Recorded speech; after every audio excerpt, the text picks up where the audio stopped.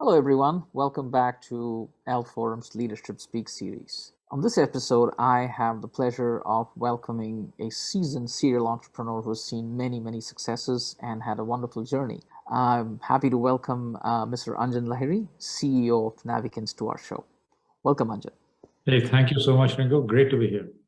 My pleasure too. And I know that it's been an exciting journey for you so far. So, without further ado, I would love you to tell us your journey so far as a serial entrepreneur and as a technology, technocrat. I don't think any of those apply. Serial entrepreneur, technology technocrat, nothing of that. Aren't all of us serial entrepreneurs in our own lives in every single way? Let me tell you, parenting is serial entrepreneurship every single day.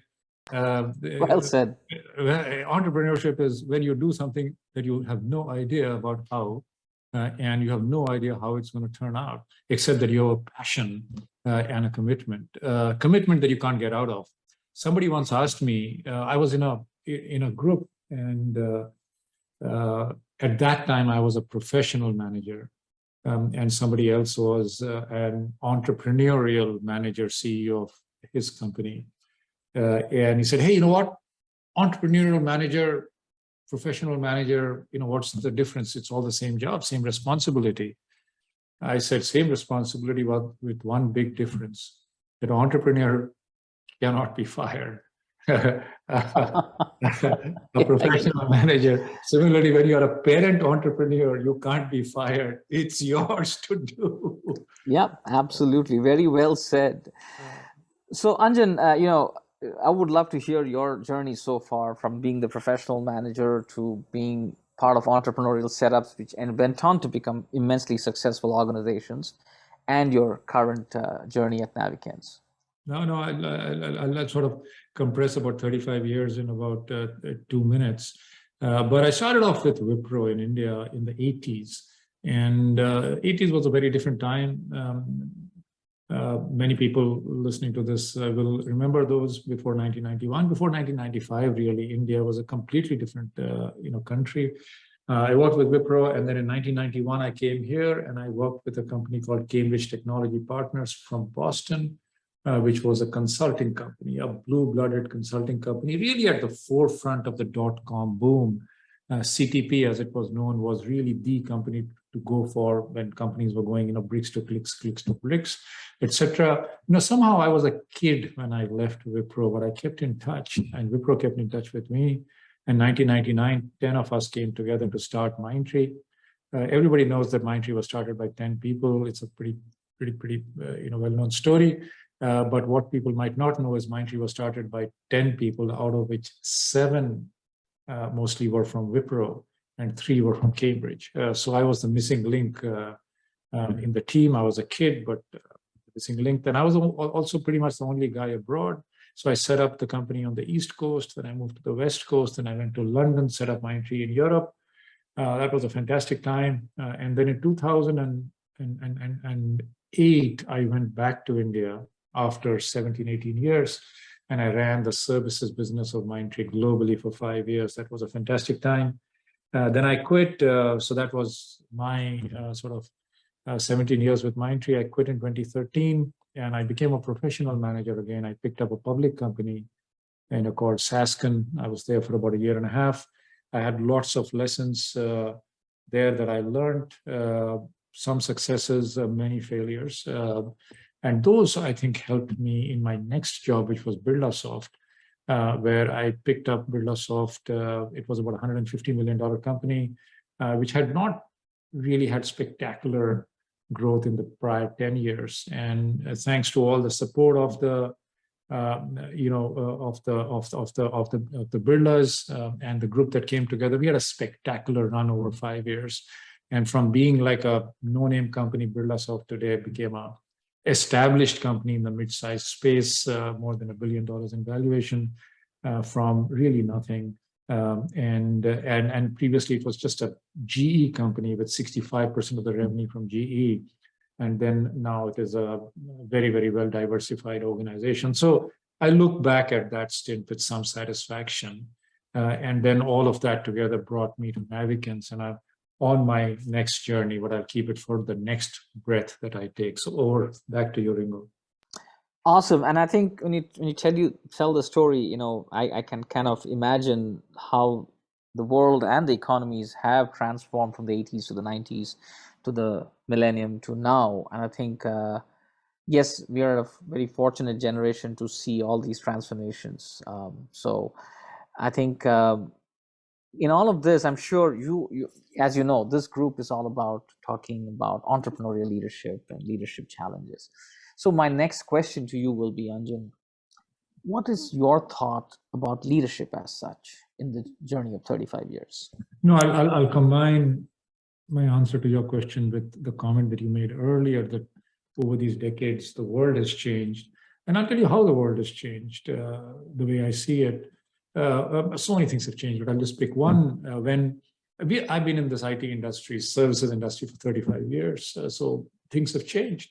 And one of the biggest things that has changed is when we used to sell 30 years back or 20 years back or even 15 years back, we literally sold our personality.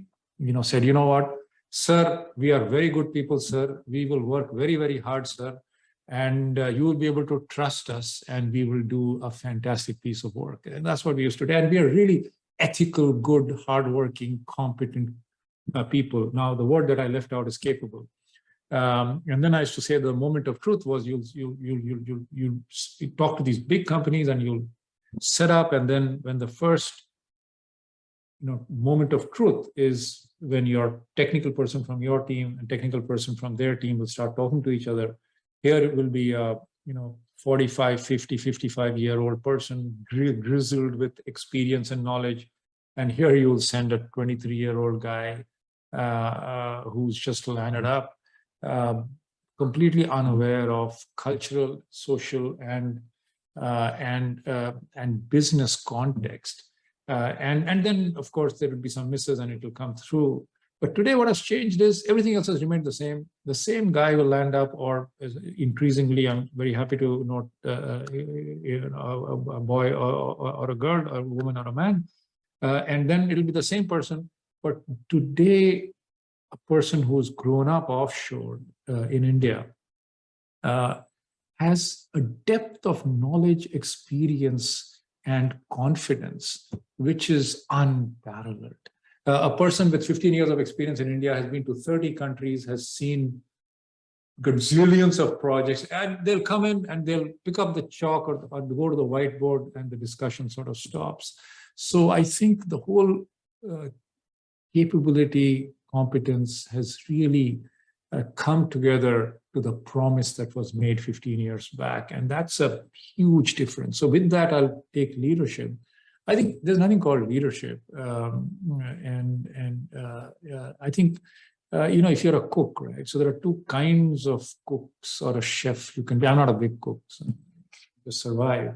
But there are two kinds, right? So one is, you'll be a line cook, and no matter what you give, the output will be the same. Chicken butter masala will taste exactly the same, no matter what the chicken was, no matter what the vegetables was. And then you go to a big restaurant, which will harness the strength and flavor of the ingredients that exist. And that's real cooking. And that's what real leadership is of. Your job as a leader is not to be seen at all. Your job as a leader is to allow the people to find themselves and be able to work together. But your biggest job as a leader is to try to ensure that all of them try to find the same thing. In other words, you have a common vision, a common mission, a common set of values, and how to get to that, you need to enthuse the people to be able to find their own way. And that is the biggest job of leadership, is to get out of the way, is to show the way and get out of the way. But unfortunately, all of us are human beings, and all of us struggle, no matter who you are. You struggle with your own personal insecurities. So all of us as leaders try to ingest ourselves saying, I know this better than you do, which is completely untrue. So like a good chef, let the flavor come out of the stuff that is in front of you and not from what is inside you. suppress that, I think, is the biggest challenge of leadership in my opinion. Beautifully said. And I think I am a big fan of giving cooking as an analogy because I find it very therapeutic. And I think cooking actually gives it's instant gratification. You make something, you see it then and there, right? So I think I love that. I bore my team as well with the cooking analogy all the time, and I get it. So the, there's always this debate, and you mentioned this earlier in your when you were kind of talking about entrepreneurial leadership. When you turned entrepreneurial or you were in entrepreneurial organizations, how did the leadership paradigm change for you, and do you see any difference? And what are your thoughts on entrepreneurial leadership? That's a very difficult question. The reason I pause is I almost question sometimes if there is any difference between entrepreneurial leadership and leadership, except for the fact that if you're an entrepreneur, you can't quit. That's a big one. That's a big one. It's like marriage, right? So what is the difference between taking a job and starting a company? If you take a job, you can quit. Say, I don't like it anymore. As an entrepreneur, of course, I don't mean that entrepreneurs don't quit, but it's very, very difficult because when you quit, it's a loss of face to yourself. And that's the biggest failure that you can ever have. If you quit a job, you'll always blame the system. They made a false promise to me. The company is not going where I thought it was. They didn't give me the support, and you'll always find excuses. As an entrepreneur, you can't quit. That's the only difference in my view. Otherwise, good leadership and good entrepreneurial leadership is exactly the same. You need to take risks. You need to, look at the overall whole as opposed to long term, short term. You need to think of things as if you own all of it every single day. Every single day, when I started working when I was 21 years old, every single day, I thought the company belonged to me. When I worked at Wipro, if I went into the office and I saw a nail which was coming out of one desk, I would bring a hammer next day from home and hammer that nail in, because how can Wipro have a desk which is broken? I mean, it's not true. It belonged to me. It was my company. I don't think I thought about my relationship to my company in any way different, except for the fact that when you're an entrepreneur, you are on the boat and you're not going to jump off. That's the only difference in my view. And then that's amazing because you mentioned two things: one about leadership on the common vision and the sense of belonging, right? And I completely endorse that, because if you do not have the sense of belonging, the intrinsic motivation doesn't kick in. No, absolutely. And if you have to need to hang carrots or extrinsic motivators, they'll only last so long. No, Peter Drucker has a fantastic quote. He's talking about knowledge management, knowledge workers, and he says that, hey, what managers miss out is in knowledge work. When you hire a pair of hands, a head comes with it. But I move it a little more by saying, I want the head. If the hand comes with it, it's bonus. I agree, because I think I don't know if I'm going to quote this right, but I think somewhere I read this somewhere that the collective intelligence is always better than the individual intelligence. That's a broad premise, that all of us are smarter than myself or something of that nature. No, there's a Newton's there's law which sort of proves that. I mean, if a bunch of people estimate how many marbles are there in a box, and you just come up with the average and ask people to estimate again and again and tell them the average, they'll come to the right number. But one person by themselves will never know the right number. So that's proven by mathematics and experience. Completely. So in this exciting journey, Anjan, what have been some of your key challenges, and what have been your learnings from those challenges? Yeah, it depends. The biggest learnings are always the ones that you learn about yourself. And that is a continuous journey. You constantly attempt to reinvent, but actually all of us are who we are by the age of 15, 16, and really doesn't change. Some of our abilities, capabilities might move here and there, but essentially we don't change. So biggest learning is the fact that it's always about other people. So biggest learning is to focus intensely on, you can't make organizations successful if you don't make the people in the organization successful. So doing the right thing in the company is not the first thing that you need to do in the company or in any group. The first thing you need to do is to figure out what the people in the company want to do by themselves, and then how to bring that together in order that the company might attempt to move towards the right direction. If you come in and say, hey, you know what, A, B, C, D, E, F, G, H, I know exactly what to do. This is wrong, this is right, this is wrong, go in this direction, you move out, you come in. And it might be absolutely the right thing to do, but you can't do that. You absolutely cannot do that because of what I said earlier. The company belongs to people with heads, and you need the heads to work together. You need to build an organization not with Lego blocks, which can be, but as a beehive. So it sort of stays. A beehive is very strong. A Lego block will break away. Another wonderful thing that I keep thinking about is a leader is known by how well an organization runs after he or she have quit the organization. Because when you're there, it doesn't matter. So beehive is strong after the bees are gone. So is a nest. So what do you need to do to build the institution, not work on the results? Provided that's one of your objectives. That's always been my objective, is to build an institution. Another quote from somebody whom I respect a lot, he said that, hey, many people have sold companies. I want to meet people who have made companies, right? And that's very profound. That's very profound. So that's what I want to do. That's what I've always wanted to do. If I land up producing a phenomenally successful company in a year and a half and sell it for, I think it's a complete failure, because that's not what I'm looking for. I'm not looking to build. I'm looking for something where people, find a home, where we work on solutions that help societies, where customers are happy, contented over periods of time, and something that survives the people who put it together.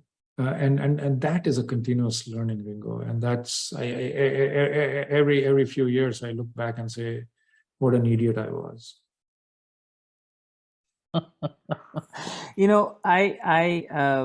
When you said this about this whole people making exits, successful exits, and so on, yes, it has kind of become a bit of a yardstick in the current day and age as to what is the exit, right? And I think probably in our father's generation, it wasn't like that. It was like building a company. How many years did this company last? And we have some institutions which are over a century old, who still stand tall, and they are the ones which are the conglomerates. They are the ones which are the behemoths, right? So you're right. I think there are two ways of looking at it, and I think having something more sustainable and something that strong is beautiful. I once met a Fortune 2 or 3 at that time. They were a Fortune 2 or 3 company at that time, and this gentleman was the local resident manager. And when I asked him, he said, "I've been in this company for the last 40 years." And I said, "What? You just?" And he came from the Far East, basically from the Orient. So I said, "How could you last in a company for 40 years?" I said, "Don't you feel like getting a better job?"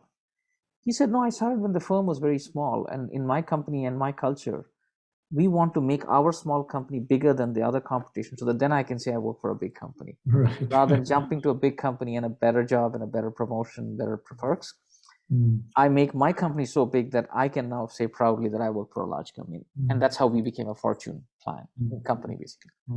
So I think that's definitely a more sustainable and more, I think, more long-term Which kind of segues into my last question of our little discussion today, Anjan. What would be your advice to young managers, entrepreneurs, students? Because that's the forum we have here. We have academics as well.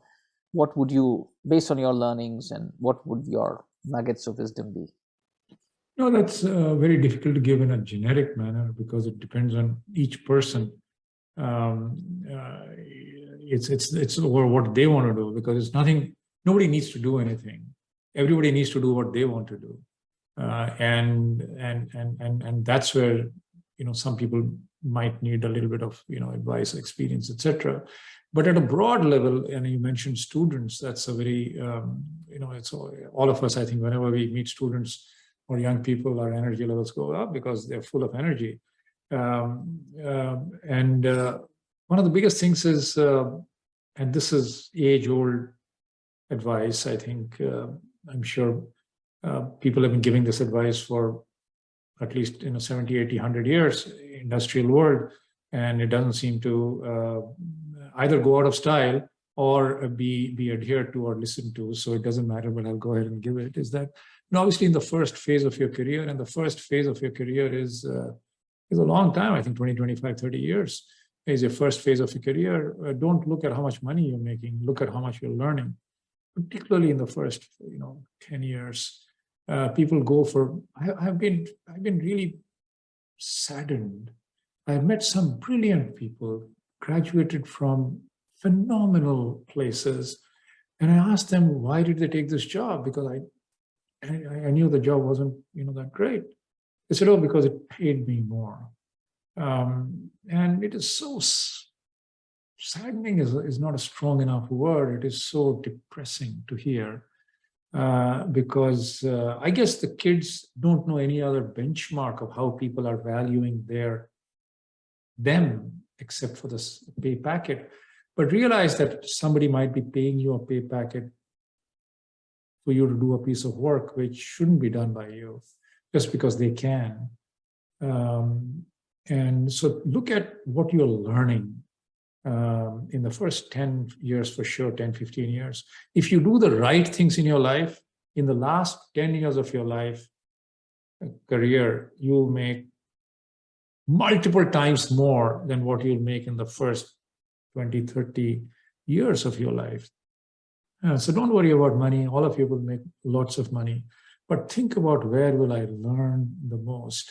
And of course, you got to be with a winner. There is nothing like going down, fighting. There's no point in that. You got to be with a winner, and you need to be part of making that a winner, as you mentioned, Ringo, earlier. So always look around. Is my company doing well? Is my industry in the right industry? Am I around people who are better than me? If you think you know all the answers to, if you are the person within 1 year of joining a piece of work and everybody comes to you for the answers, you're in the wrong company. You might feel very good about yourself. You are in the wrong company. You should be challenged. I say that I have lived at the edge of my competence all my life. Every morning, or more importantly, every night I've gone to sleep, I've said, I'll not survive tomorrow. I don't know how to do this. I literally can genuinely say I've lived my life that way all my life. I don't know how to negotiate tomorrow. I'm scared. I'm worried, and it worked out. But be worried, be scared. If you're not, be worried, and be worried, be scared, and be hungry. If you're making too much money and you know exactly what to do, and you have nothing to fear, you are in the wrong direction. Excellent words, Anjan. I think I resonate with almost all of them, because if you do not have, like, it's almost intuitive, right? If you don't have a strong foundation, you can't build a very big structure over it, right? So the deeper you dig and the stronger your foundation, I think stronger is your structure. Absolutely. Yeah, I think awesome words of advice. Thank you, Anjan, and thank you for your time. I know you're super busy, but really appreciate you finding the time for us. And like I said, this is a forum where we want to bring in interesting ideas and thoughts, and I would love to bring you over again sometimes, maybe for other discussions. So please do support us, and give us your whenever you feel there's something you would like to share with us, please do that. And wish you and Navikenz all success and glory. Thank you Thank you so so much. much. Pleasure talking to you. Thank Good you. luck.